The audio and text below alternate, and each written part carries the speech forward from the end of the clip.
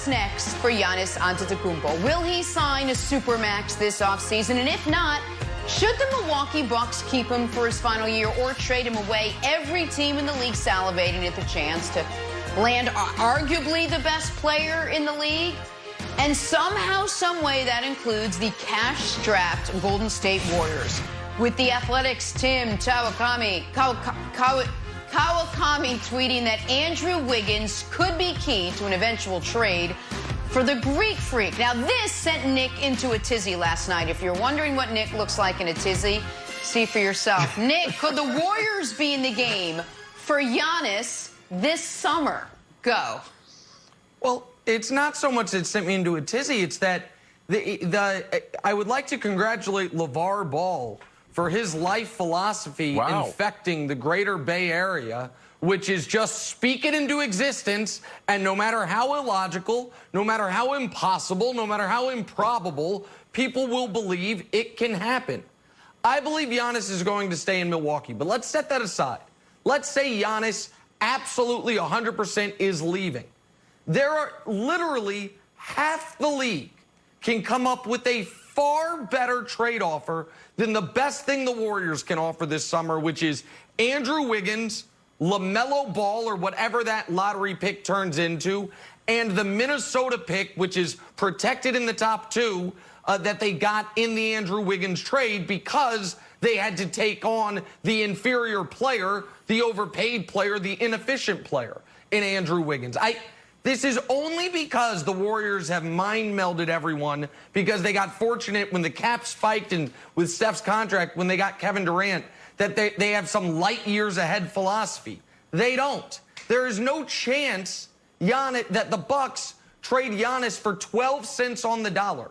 Broussard, if they're going to trade him, here are some teams that can make real offers. The Miami Heat can offer you all their young players. Bam, Hero, Duncan Robinson. They would have to include Iguodala to make the money work. What about the Raptors, where you mentioned smartly he has a relationship with Masai? What about Pascal Siakam, OG, and their draft picks? The Celtics, if Danny Ainge ever wants to get off his butt and make a trade. What about Jason Tatum and the Memphis pick? Tatum and a pick for Giannis. I keep going. Washington could offer Bradley Beal and Rui Hachimura. The Sixers could offer Ben Simmons, Matthias Thybulle, and picks. Denver could say, you can have Jokic or Jamal Murray, your pick, plus Gary Harris and picks. I could keep going. Almost every team in the league can make a better offer than overpaid Andrew Wiggins, a top 5 pick in a bad draft, and whatever the Minnesota pick's going to turn into. This is a total impossibility, which is why I find it so maddening, Broussard. Yeah, look, I mean, it is a stretch to think that he can end up in Golden State, and people keep talking about it. When we spoke about it a few days ago, I just thought the Warriors had a better chance than Toronto. But I don't think either team is getting Giannis, and you laid the point out pretty well. Obviously, they could put Clay in instead of Andrew Wiggins. Maybe they could put both in, and it's Giannis and another person to sweeten the pie. But still, the chances of him going to Golden State are very slim. I'm going to address Wiggins because, Nick, you are always killing Andrew Wiggins. And let me say this. As a fourth option, and that's what he is, remember, fourth option, he is going to be good for Golden State. When Andre Iguodala had to be the number 1 option in Philadelphia or a higher option in Denver, didn't go too well. He goes to Golden State as a guy off the bench or, a fourth option as a starter, and he has a great end to his career. Sean Livingston, when he was viewed as a top guy, more of a top guy than he was in Golden State, he struggled. He gets to the Warriors in a perfect role off the bench, and he shines. Andrew Wiggins is a fourth option, career 20-point scorer, can play very good defense. He was locked in, defended well in Golden State. I think he's going to be good for the Warriors. Oh, my God. Again, with your disrespect to Andre Iguodala, Broussard. It's just comparing Andre Iguodala, it's just insanity. Andre Iguodala, an outstanding perimeter defender. Andrew Wiggins has been, since he was at the University of Kansas, folks have been like, he could be a great defender. He did it for a week in Golden State. He was an average defender. We were like, oh, he's unlocked it. Sean Livingston wasn't making max money. But again, I ask you this. If Andrew Wiggins has this value that I'm not seeing, why did Minnesota have to include next year's draft pick in order to get D'Angelo Russell, not one of the 25 best players in the league, just to get Golden State to take him? You know the answer is because he is an overpaid bad asset. Oh, okay, no, yeah, that's it. Yeah, by Minnesota. I'm with you on that. Well, that was ridiculous. They could have gotten D'Angelo without giving up that draft pick. But Wiggins, I'm telling you, he was misplaced as a first or second option. He's a fourth option in Golden State, Nick. Fourth option that makes $30 million. What I don't understand is it's a salary cap league, Wilds, and if your fourth option makes $30 million, you're ruined. But Wilds, what I'm very interested in is evidently Minnesota really did screw up, because Minnesota could have had Giannis, because they had Wiggins. They've got the same pick this year Golden State does. They got the second worst record in basketball, and they could have had their own pick. So they could have just held fort and traded for Giannis, evidently, because Andrew Wiggins is going to be unlocked as a $30 million fourth option, Wilds. I'm excited to see it. I'm just going to bring it back to Giannis, Nick, because I think this whole thing is centered on, does Giannis want to leave? If he doesn't want to leave, none of this matters anyways.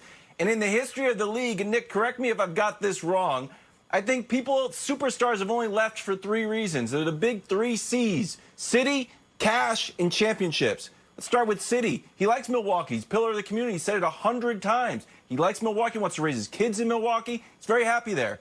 Number 2, cash. Bobby Marks reporting, since he got his second All-NBA team, he can sign the biggest extension in league history. It goes down to about 5 years, $247 million.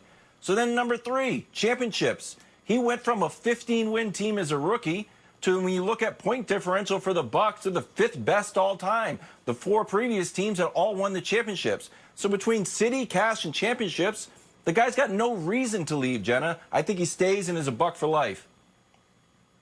Okay, you make an incredible point, but on the off chance he doesn't, Broussard, sign the Supermax this offseason, what should Milwaukee do at that point? Keep him. Go for a championship. This is not an Anthony Davis situation where they didn't, in New Orleans, had no chance to win. The Bucks are well run, and they could win a title. Worst case scenario, if they keep Giannis, they challenge in the East. They don't get to the finals, but you still had a nice run. Best case scenario, if he leaves, you win a championship, and he walks out the door. You still have your first title since Lou Alcindor in 1971. So look at Toronto. They're not in terrible shape. They got their championship with Kawhi. He left, and they still are a pretty good team. I know Milwaukee will fall off more than the Raptors, but there is no way, even if Giannis says, I am not staying, I would keep him and try to go for a championship. It's rare that a small market team like this has an opportunity to win a title. They need to maximize Giannis for however long he stays. All right, I'm going to say something here that, unfortunately, I don't say as often as I used to.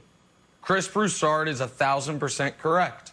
I used to say that all the time, then Broussard went a little crazy over the last few years. But absolutely 100% right. The distinction between New Orleans' decision with Anthony Davis and Milwaukee's decision with Giannis is New Orleans looked themselves in the mirror and had to be honest. If we keep him, we are still drawing dead to win a title this year, and then he walks out the door for nothing. If Giannis doesn't sign the extension and just goes radio silent, or even if he says, guys, I'm not staying, you absolutely 100% run it back, hope that winning the title will change his mind. And even if you don't win, even if it doesn't change his mind, if you'll go into next season as one of, if not the favorite, and if you win the title, that's the whole point of the sport. Milwaukee, once upon a time, had a player of Giannis's caliber. They traded him because they didn't want him to walk out the door for nothing. His name was Lou Alcindor, then Kareem Abdul-Jabbar. Their franchise was in the wilderness for 45 years because of that. If you have Giannis, you hold on to him for dear life, And if he leaves you, he leaves you. But there is no way, shape, or form I would trade him, even if I got one of those great offers where someone offers me Nikola Jokic or someone offers me Jason Tatum. And I know Celtic fans believe Tatum's better than Giannis, so they wouldn't even do that trade. But I still wouldn't do it, Wilds. You hold on to him as long as you possibly can, and you hope you win the title next year, Kevin. That's right. I don't think he's going anywhere. Nor has he hinted that he is. If anything, all he said is he wants to stay in Milwaukee. He loves Milwaukee. All right, let's transition to some football now, where Cam Newton's latest Instagram post could prove he's ready to play for a team today. But is there a team ready for him? That's next on First Things First. Back here with Super Bowl champ Greg Jennings. We're drawing a blank. For those still wondering if Cam's healthy enough to play this season, you guys should start following him on Instagram. Look at this. Posted this yesterday. Greg, you know what I'm talking about. All that single leg, that weighted stability work, that balance, that's not happening without full strength in that foot there. Now he just needs a physical. Oh, and a team. Of course Nick knows. I was going to get to Nick. You know what? I'm going to get to Nick right now. Nick, you know about all of this stuff. Cam's latest Instagram workout is blank.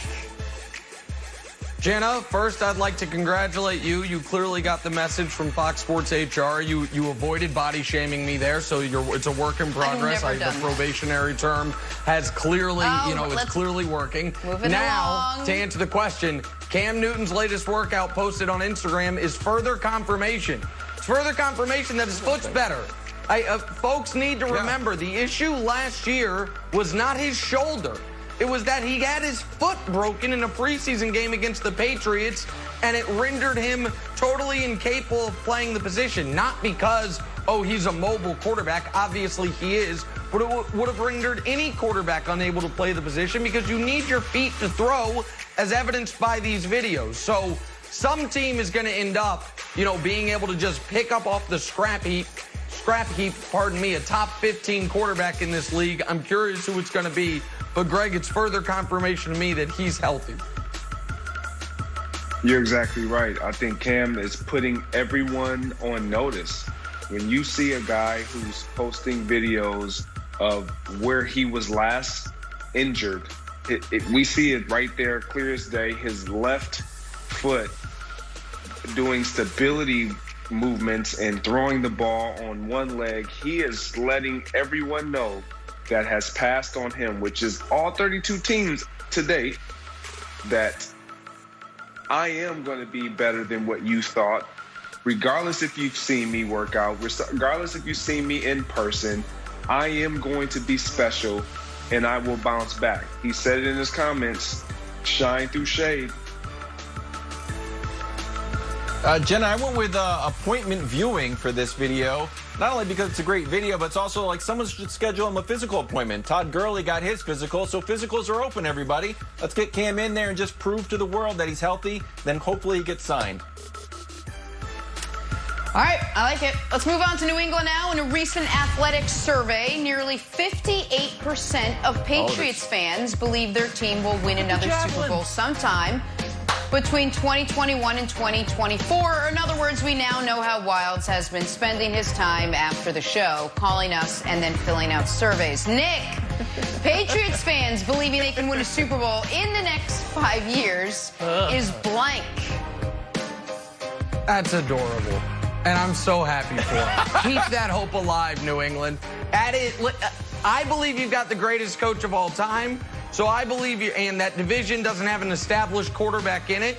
So I think you're not going to fall off the map. I don't think Belichick will ever have a team go 3-13 or just totally tank it. They're too well coached, and he does a too good of a job, kind of manicuring around the edges of the roster. But in order to win 3 or 4 consecutive playoff games, you better have a top-flight quarterback in this league. And you don't have one now. You don't have one in the pipeline. And because of Belichick's coaching acumen, I don't think you're going to be able to draft one of those guys anytime soon because you're not going to have a top 5 pick. So I think you're kind of stuck in the middle, but I think it is absolutely adorable, Greg, that Pat fans think they're going to win a championship anytime this decade, much less in the next 5 years. Yeah, it's sheer optimism, and it all falls on the shoulders of Bill Belichick. And this is why Pat fans truly believe that they can win and they will win a championship within the next 5 years. It's because of Bill Belichick and the resume that he provides. But what Bill Belichick does not have any longer is what you mentioned, which is a top-flight quarterback. And if you don't have a top-flight quarterback, you better have the best defense in all of football, and they better be stingy enough to eliminate the opposing team's top-flight quarterbacks, because in that AFC conference, you have some extreme top-flight quarterbacks. I mean, you guys are saying we don't have a top-flight quarterback. When we talk about accuracy, Jarrett Stidham has only thrown one career interception his whole career, but way less than Patrick Mahomes, way less than Aaron Rodgers, way less than everybody. I went with 2.22. We've been in 9 Super Bowls in 20 years, average about 2.22 years between Super Bowls. So we took last year off. Maybe we take this year off, like gap year. We'll go to Europe for a while, kind of discover ourselves, and then back to the Super Bowl. Gap year. I love it. The jury's still out on Stidham, and they do have a pretty good defense. I'm with Wilds. On to the Steelers now. Ben Roethlisberger is officially unblocking everyone on Twitter. The Steelers quarterback's been infamous for blocking just about everybody. Back in 2017, he even said, quote, "I don't do Twitter, that's the funny thing." Well, whoever does Roethlisberger's Twitter is now letting everybody in. Greg, Big Ben, unblocking Big Everyone on Twitter is blank. Who cares? It's Twitter. It's the most sensitive social platform out there, which is why Nick is the voice of Twitter. No one really cares, man. It's Big Ben. Like he said, he has someone running his social platforms, specifically his Twitter account. So I'm sorry, fans. He doesn't really care if you're blocked or unblocked. So here's the thing. First of all, I don't know why I got involved in that drive-by there. It's the most sensitive social platform, which is why Nick is the voice of Twitter. I don't know what the hell I did to you, Greg Jennings. I was going to compliment you on the tight-fitting shirt you're wearing today because Greg Jennings is the face of Instagram. But but now I don't even need to go there anymore. But I took this as a personal affront for 2 reasons. One, because I found out I never was blocked by Big Ben on Twitter. And if he blocks anyone and everyone, I would have thought he would have blocked me for all the jokes I've made about his appearance as of late. But it also brought up some bad memories for me because there's a weird thing that has happened to me on Twitter in the last couple years, which is there are a lot of folks, especially in NBA Twitter, who have evidently preemptively blocked me. And by that, I mean people either watch this show or just basketball fans that I'll see someone retweet someone else's tweet. And I'll be like, oh, what did they say? And I'll click on it.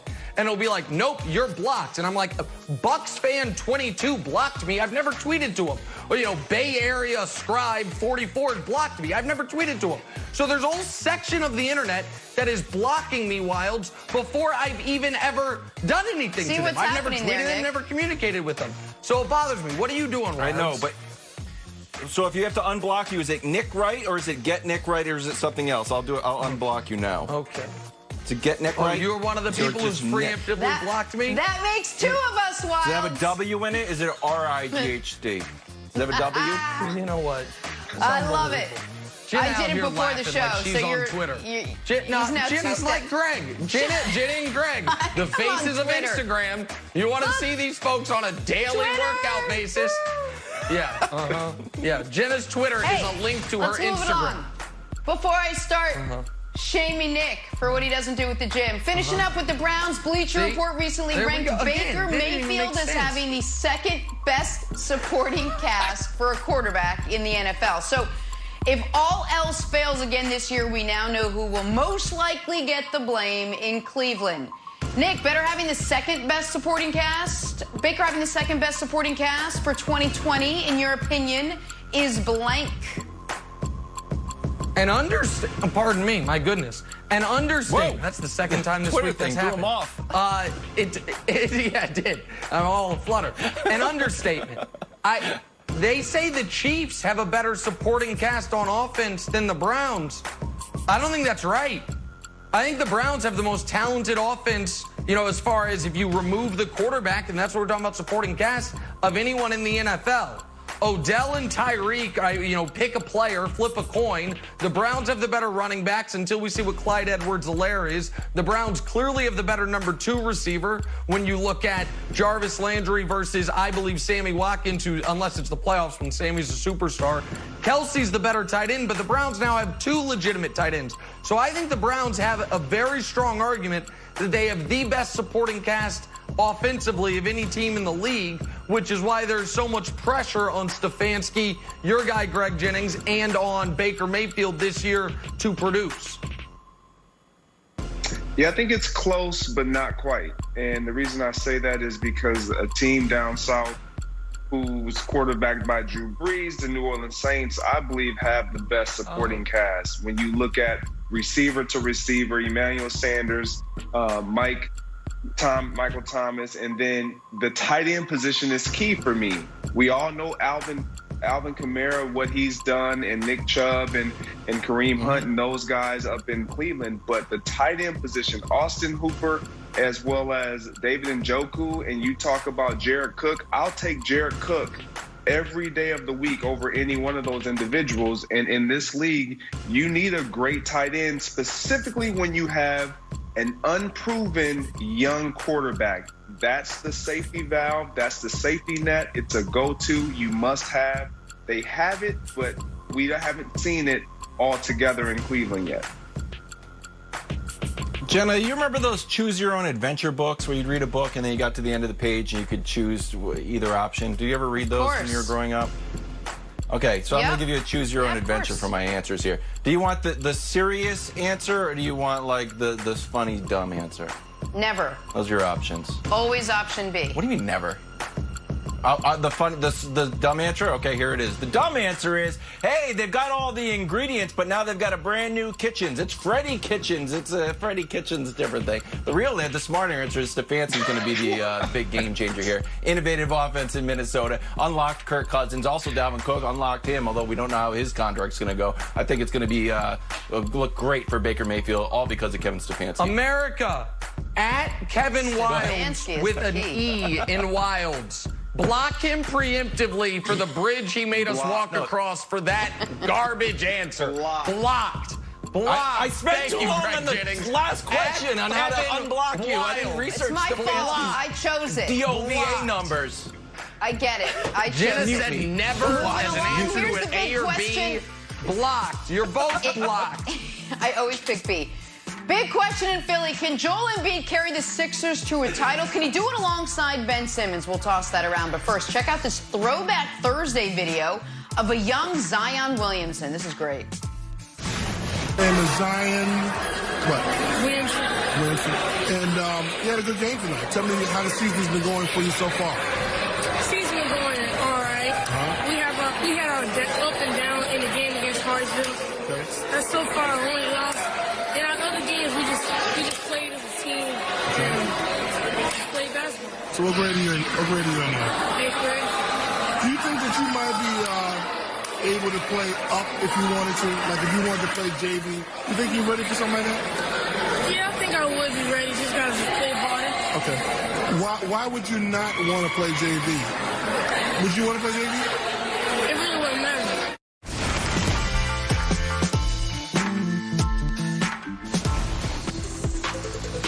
Back here with Chris Broussard. Time for our rewarding performance, sponsored by Capital One Venture Card. What's in your wallet? 76ers All-Star Joel Embiid is 6 seasons into the process, and with 0 titles on his resume, guess the guy's still processing. But Embiid is fired up for the NBA restart. He said, quote, I have something to prove. It's going to be my time. But Broussard, let's speculate and say this isn't actually his time. What's the next step for the Sixers if the team does have an early exit from these playoffs? Here's what I'd do if I'm Elton Brand running the Sixers. If they go out early, I fire Brett Brown as head coach. I bring in a coach that I believe can maximize Joel Embiid and Ben Simmons together. I think Mark Jackson would be a great choice. He obviously hadn't been able to get a job anywhere for some reason, but he'd be my guy. But whatever the case, bring in a coach, give him a chance to maximize those two players together.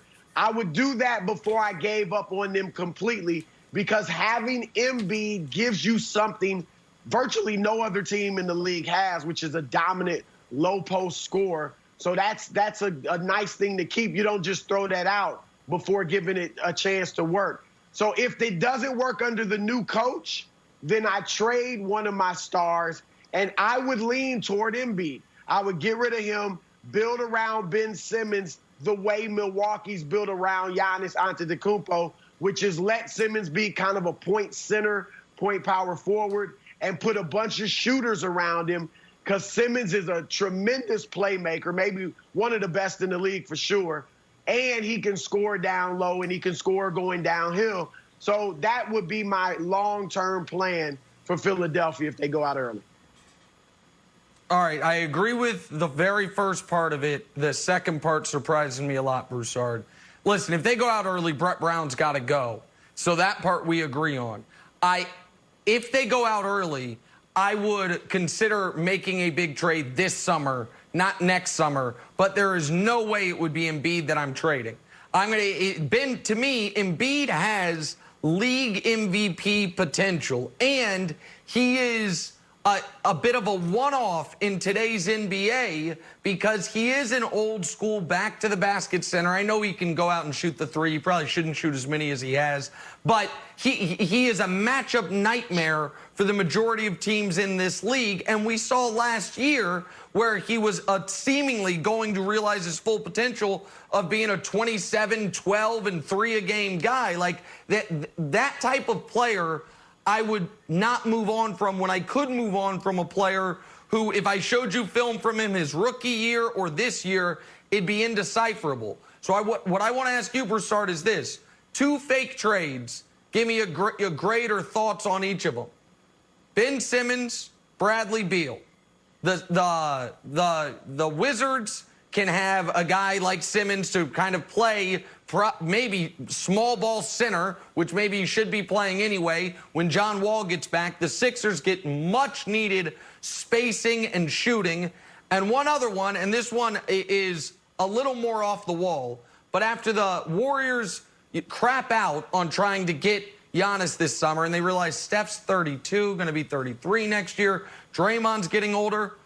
What about Klay Thompson coming off his ACL for Ben Simmons? What about those 2 trades?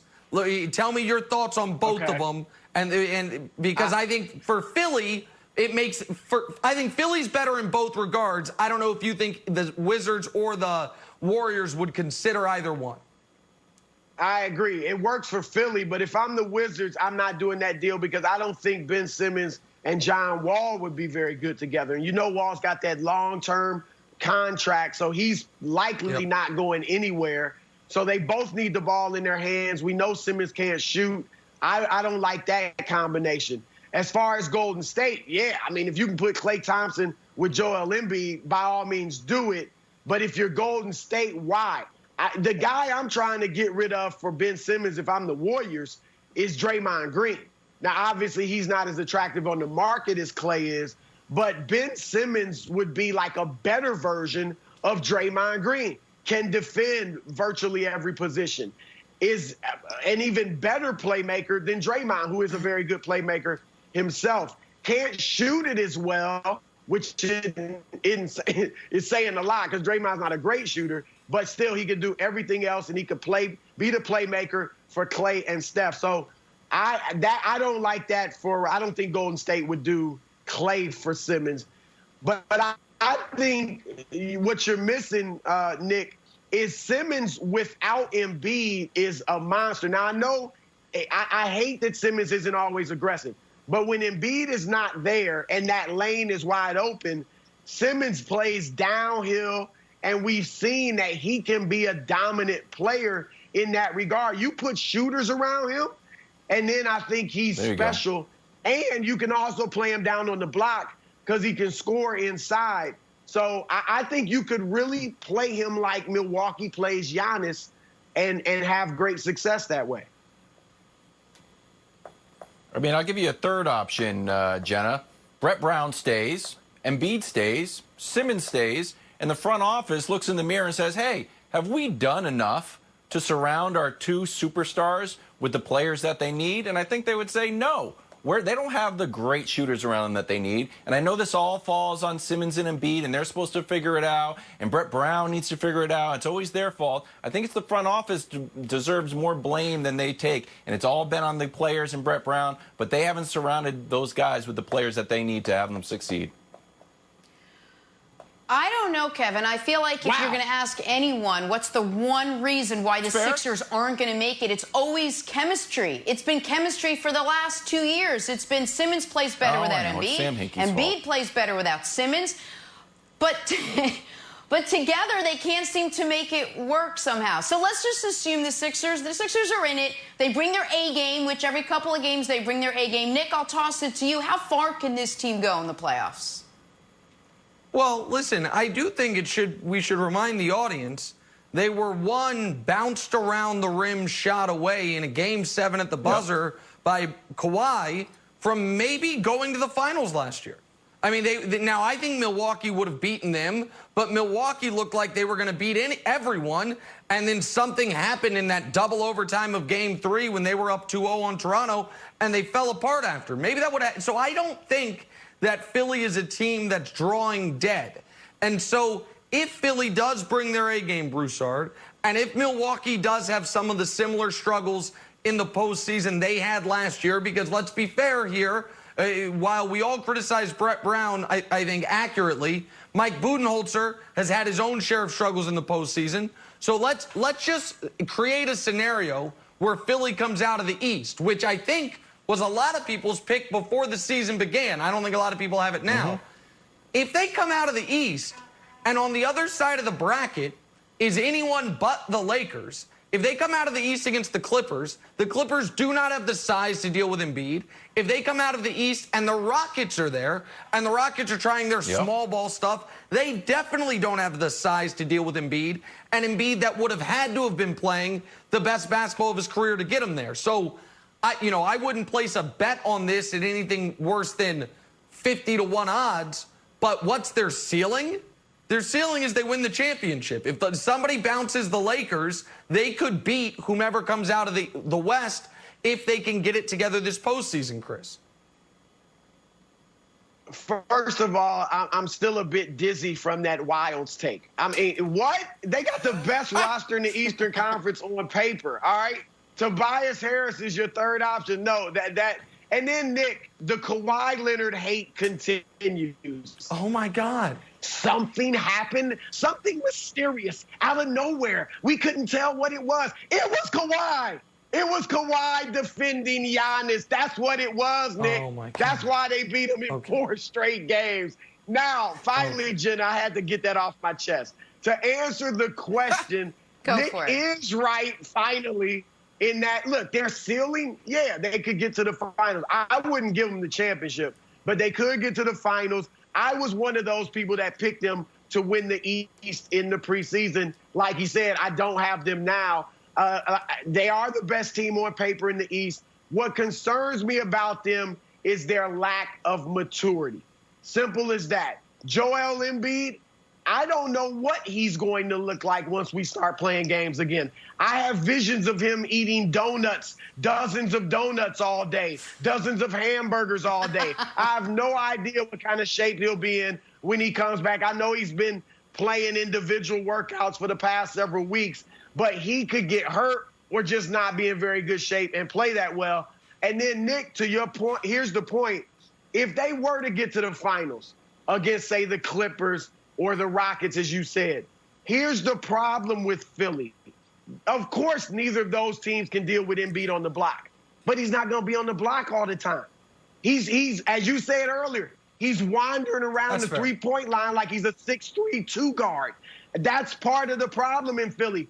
And some of that is necessitated by Ben Simmons' lack of shooting ability, because you got to put Ben down low so that the other team will guard him. So you're not playing 4-on-5. So Philly's got some issues. Their immaturity is reflected in their poor road record, 10-24, worst of any team currently in the playoffs. So on paper, yeah, they could get to the finals. Realistically, they probably go out in the second round. And by the way, the East Wild's going to be real interesting because if the bracket stays true to form, you're going to have a real star in this league, Joel Embiid. His team is the 6th seed against a maybe soon-to-be one-day star in this league, your guy Jason Tatum.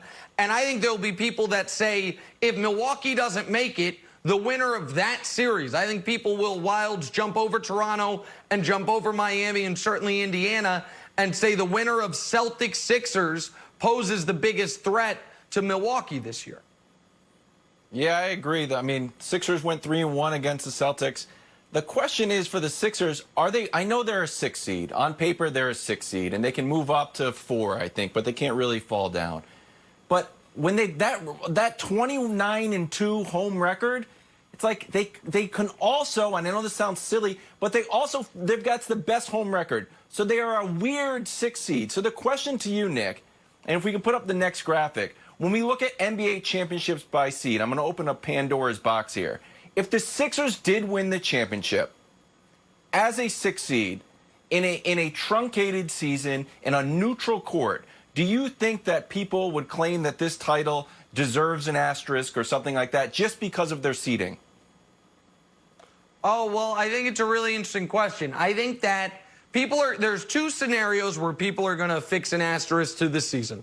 Scenario 1 is if LeBron wins the title. No matter what, there'll be an asterisk there. Scenario 2 is if a team totally off the board wins the title. If Utah wins it, if Miami wins it, if Indiana wins it, people are going to say, okay, that was the coronavirus championship. Philly, to me, is right in that the middle between those 2 groups of teams because during the season, people abandoned them. But before the season, basketball experts, and I'm not being sarcastic on this at all, a lot of them, such as Chris Broussard, picked them to go to the finals. So I think Philly, if they do it because Embiid and Simmons finally mesh or Embiid just goes, 0-1 Shaq on the Eastern Conference, then I think history will remember this, Jenna, as a full championship, not an asterisk championship. The only person who has to deal with the asterisks and, kind of carefully edited documentaries is LeBron James. The rest of the league gets to just play basketball. But just keep in mind as we go into the playoffs, only the Hawks had a worse road record than the Sixers. They will be on the road. All right, let's talk some football where former USC star running back Reggie Bush could be getting his Heisman Trophy back. It's next. This is First Things First. Hey, we got a full weekend of NASCAR action coming your way from Miami, starting Saturday with the Xfinity Series on Fox. Then you got the Truck Series over on FS1. Then on Sunday, the NASCAR Cup Series continues with the Dixie Vodka 400 live at 3:30 Eastern, only on Fox. Time for stories to start your morning, sponsored by Ram Trucks, built to serve. So Reggie Bush was on the herd yesterday talking to Colin about his reunion with USC and said, quote, to say that I don't want the Heisman back would be a lie. I think that might be a double negative, but who's not counting? So there you go. Nick, does Reggie deserve to get the Heisman back? Damn straight he deserves to get the Heisman back. And I adore Reggie Bush. I think one of the biggest mistakes he ever made was giving it back to him. I done made him bring the sheriffs to the house. Nah, man, I'll tell you exactly where it is. In my foyer, behind a locked door. Come and get it if you want it. This whole thing has been ludicrous from the beginning.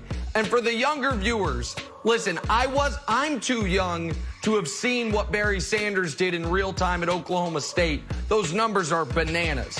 But in my lifetime watching college football, Reggie Bush is the single most electric player I've ever seen, and it is not close. Having him stricken from history is lunacy. He was a force of nature, the like of which we haven't seen since, and I don't think we had seen previously prior to Barry. So, yeah, of course he deserves his Heisman back, Wiles.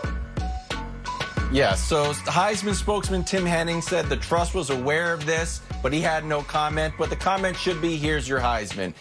Washington Post, Broussard, runs a Heisman tracker. They try to look for all of the Heismans, whether if they're like, if they go to charity or something. Sometimes people sell their Heisman. And supposedly, Reggie's Heisman is in a New York storage. So pull it out, dust it off, and give it to the guy. I think I agree with you guys that he should have it back. Nick, I think he was trying to do an act of goodwill and kind of ingratiate himself with the public when he gave it up himself. They were going to take it anyway, but I think he made the right move by giving it up. But I'm with you guys. Look, we all think of Reggie Bush as a Heisman winner anyway. I've never for 1 second not thought of him as a Heisman Trophy winner. So, yeah, he should get it back. It's interesting, while you look at their website, Heisman.com, they don't have Bush listed. They just skip. Matt Leinart won it in 2004. Then they go to Troy Smith in 2006. That's 05, obviously, was Bush. So, yeah, I would love to see him get it back. This is just silly that they try to act like he didn't win it. We all know he won it. All right, let's move on to Nick's adult son, because nobody loves these pictures more than Nick. Luka Doncic's trainer said the Mavs star is, quote, not in the best shape ahead of the NBA Nick, that's restart. your responsibility. Not what I'd ever want my trainer telling anybody whatsoever. Nick, how concerning is this about Luka? Listen, it's not concerning at all for my large adult Slovenian son. He takes after his father. You don't have to be in the best shape to perform at your highest levels. Luka's fine. Let me tell you something about my kid. He's not going to ever have a great body, but it's not going to prevent him from dropping 27, 7, and 7 on your dome every night.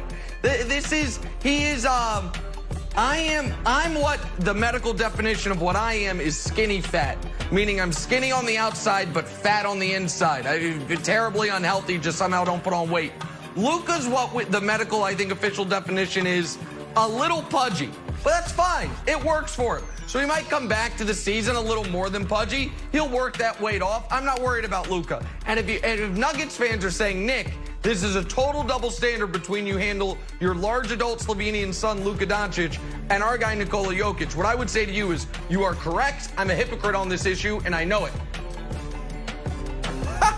Can we run the video again, please? I was like, are we running in the meeting? I was like, are we running the video? They're like, yeah, we're running. I didn't know we were only going to get 20 seconds of it. I think this is a little bit more concerning. I know it's like funny, but you see, like, Porzingis out there working out next to chairs, and he's giving chairs the crossover moves there, Broussard.